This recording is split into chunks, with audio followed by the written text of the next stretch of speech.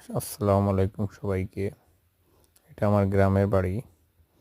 আর আমার এই ঘরটা বানাই 13 শতক জায়গার ভিতরে মোট 5 শতাংশ জায়গা লেগেছে।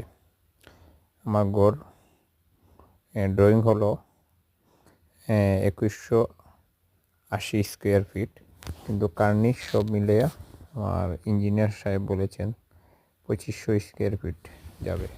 তো এটা আমি একজন প্রবাসী, প্রবাস থেকে ছাদ ঢালাই দিয়েছি। তো আমার জন্য সবাই দোয়া করবেন।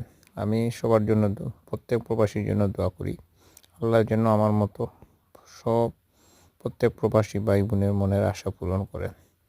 আল্লাহ যেন সবাইকে এরকম একটা ঘর বানানোর তৌফিক দান করেন। আমার জন্য দোয়া করবেন যাতে ঘরটা সুন্দরভাবে বানাতে পারি। আমার এই ঘরটা